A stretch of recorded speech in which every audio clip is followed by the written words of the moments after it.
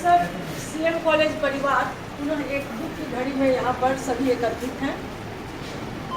हमारे कॉमर्स विभाग के एक ऐसे शिक्षक जो अत्यधिक लोकप्रिय थे, नाम ही उनका डॉक्टर गोविंद झा था, वो हम सबों को छोड़कर हमारे बीच से चले गए हैं। उन्होंने 21 जुलाई 2017 को अवकाश प्राप्त किया था और जिन लोगों को उनके साथ कार्य करने का सौभाग्य मिला होगा, क्योंकि हमारे बहुत से नए शिक्षक शिक्षिकाएँ हैं जिन्होंने प्राय उन्हें न देखा हो, पर हमारे बीच हमारे विभागाध्यक्ष कॉमर्स के हैं प्रोफेसर दीपक गुप्ता जी, वो सविस्तर उनके ऊपर प्रकाश डालेंगे। मेरा जो व्यक्तिगत उनके साथ या प्रभात जी भी हैं, प्रभात जी उनके विषय में हम लोग को बताएंगे। मैंने जो व्यक्तिगत उनको देखा, उनका शरीर थोड़ा भारी भरकम था। साइकिल पे वो महाविद्यालय आते थे और जाते थे। बहुत हंसमुख, बहुत मिलनसार, बहुत ही सुशील स्वभाव के और सबों को हृदय जीतने वाले वो प्रोफेसर थे। उनकी अविस्मरणीय छवि महाविद्यालय परिवार के साथ साथ जिन्होंने उनके साथ कार्य करने का सौभाग्य प्राप्त किया, उन सबों के हृदय पर अंकित सदैव रहेगा। इन्हीं भावों के साथ उन्हें भावभीनी श्रद्धांजलि देते हुए मैं विभागाध्यक्ष डॉक्टर प्रोफेसर दीपक गुप्ता जी से आग्रह करती हूँ कि वो उनके विषय में हम सबों को और उनके क्रियाकलाप, उनके कार्य, उनके शिक्षा पद्धति, पढ़ाने की पद्धति इत्यादि के बारे में हम सबों को अवगत हैं। प्रोफेसर गोविंद झा जी इस महाविद्यालय में 1982 बैच ज्वाइन किए थे और 17 जुलाई 31 जुलाई 2017 को उन्होंने अवकाश ग्रहण किया। लगभग 35 सालों के सेवा के उपरांत उस समय काफ़ी स्वस्थ थे और निरंतर अपने निवास से वो साइकिल पर कॉलेज आते थे। उनकी पहली विशेषता तो यह थी और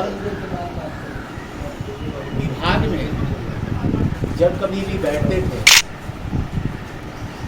तो हर सेंटेंस के बाद एक मुहावरा जरूर बोलते थे और सभी लोगों को हमेशा प्रसन्न रखने का काम करते थे।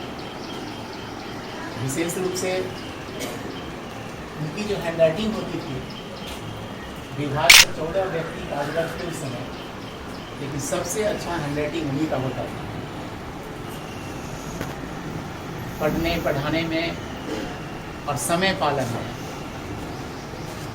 वो हमेशा निरंतर प्रयास करते रहते थे कि 5 मिनट मैं पहले जाऊँ वर्ग के अंदर, बाद में ना जाऊँ। महाविद्यालय में आगमन भी उनका होता था, जैसे 7 बजे से क्लास है तो 5 मिनट पहले अवश्य आ जाना है उनको और समय से फिर वो जाते थे अपने निवास को। हम लोगों के साथ मैं तो उनको 1984 ईस्वी में जब JRF मैं ज्वाइन कर रहा था, उस समय वहाँ से कुछ दिन पहले रिलीव हुए थे। परिचय उसी समय से है और उन्होंने बीकॉम ऑनर्स तक की शिक्षा आरके कॉलेज मधुबनी से ग्रहण किया और अपने बैच के टॉपर रहने के कारण पैनल में पहला नाम था उनका और सीएम कॉलेज में नियुक्ति हुई। सीएम कॉलेज से वो अवकाश ग्रहण किए।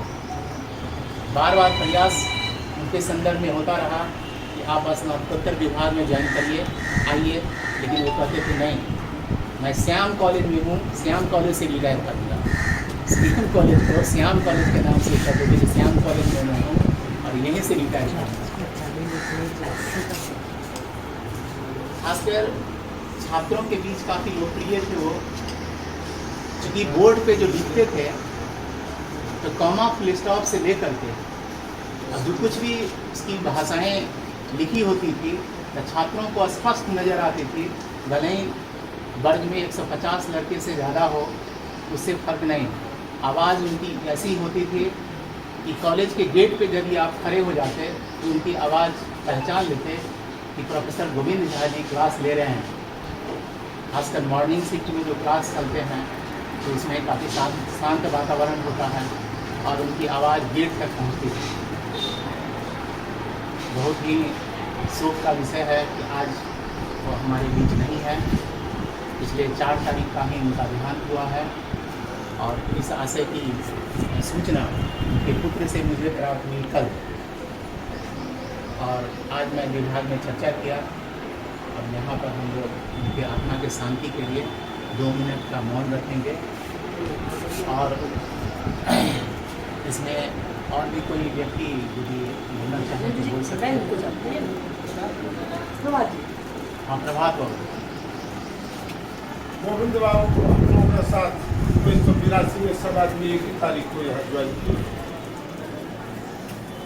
बड़ा विशाल व्यक्तित्व किया और विशाल हृदय क्या हुआ आदमी। कोई भी आदमी अगर मुरझाए हुए चेहरे के साथ उनके सामने आ गया तो जब तक उसको हंसाते नहीं थे तब तक उसकी जान भी नहीं छोड़ती। 2 चीज उनके कॉम्बिनेशन में था, तंबाकू और सुपारी। और सबको कहते थे कि ये तो खाओ ही, निरंतर वर्ग में यादाश्त बनी रहे। माननीय दिनेश बाबू ने जो कहा, हमको लगता है हम तो इस महाविद्यालय के विद्यार्थी भी थे और आज की तारीख तक गोविंद झा जैसे डेडिकेटेड टीचर को नहीं पाए कभी। हम स्वयं भी टीचर थे, लेकिन उनको समय के प्रति जो प्रतिबद्धता थी, उस समय पर अपने साइकिल से उपस्थित होना, अपने सीट पर बैठ जाना और घंटे लगने के बाद सबसे पहले वर्ग में उपस्थित हो जाना। अब दिनेश बाबू ने बिल्कुल सही कहा कि आप अगर गेट से इन करते रहते तो उनकी आवाज से आप पहचान जाते जो किस क्लासरूम में गोविंद बाबू का क्लास चल रहा है। और गोविंद बाबू के वर्ग के बाद जब परीक्षा की अवधि रहती थी और उस समय में हम लोग परीक्षा में इन्विजिलेशन करने के लिए जाते थे, तो उनकी लिखावट, भाषा और कैलकुलेशन एकदम लगता था जैसे आईने की तरह झलकता रहता था। मैं समझता हूं विद्वता अलग चीज है, टीचिंग अलग चीज है। कम पढ़े लिखे, कम योग्य आदमी भी हमसे और आपसे ज्यादा योग्य क्लास टीचर हो सकते। विशाल का शरीर था, यहां से लेकर के पीछे तक वो जाते नहीं थे, लेकिन किसी विद्यार्थी को यह मजाल नहीं था कि उनके सामने कोई हरकत करे। और बिल्कुल ही इस व्यवसाय के प्रति 100% समर्पण, इसलिए उन्होंने अपना घर भी बनाया यहाँ नगर निगम के सामने और एकदम राइट टाइम पर आना। और चूंकि रूम नंबर 7 में वाणिज्य विभाग के आने से पहले वाणिज्य विभाग ऊपर में था, तो मैं भी सोशियोलॉजी डिपार्टमेंट में पहले पहुंचता था, तो हमारी शुरुआत भी कॉमर्स से ही होती। सारे टीचर देखो भाई प्रभात जी आ गए हैं तो बुलाओ उनको। तो वहाँ जो हास्य विनोद की जो उनकी कला थी वो अद्भुत थी।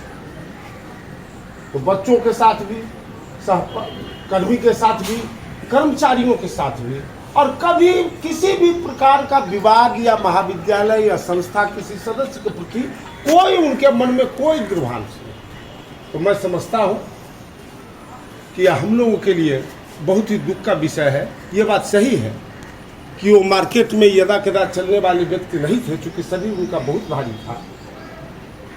एक रोचक विषय है, हम उनके याद में इसको आपके सामने प्रस्तुत कर रहे हैं।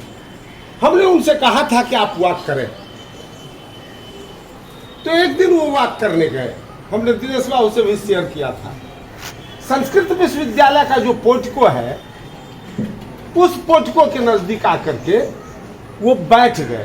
कोशिश कर रहे थे बैठने का, लेकिन बैठ नहीं पा रहे थे। तो अंत में दोनों हाथ जमीन पर रख दिए ऐसे करके हम बैक उधर से बैक हो रहे थे, तो हम उनके नजदीक आए तो वो बोले कि हमको पकड़ करके पहले सीधा करो, तुम्हारे ही कहने पर हम आज से बात शुरू किए, हम तो यहीं बैठ गए। वो हमको क्या सीधा करते, हमको भी अपने साथ लिटा लिए। कहने का मतलब है कि हर चीज में, हर कठिनाई में सीएम कॉलेज के परीक्षा विभाग के सफल संचालन में भी उनका बहुत महत्वपूर्ण योगदान रहा। कॉपी का जो डिस्पैच जाता था, जो हैंड रिटन होता था, वह देख करके पूरे परीक्षा विभाग मिथिला विश्वविद्यालय का समझता था कि गोविंद बाबू ने डिस्पैच लोगों को बताया।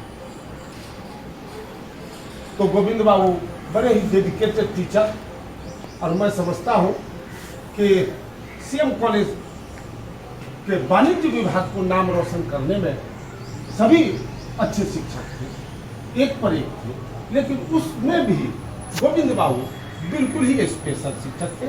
मैं इतना ही उनके संबंध में कहता हूं। 2 मिनट मौन रखकर ईश्वर से प्रार्थना करें, उनके नाम के अनुसार, गोविंद नाम के अनुसार उन्हें बोलो, प्रार्थना हो।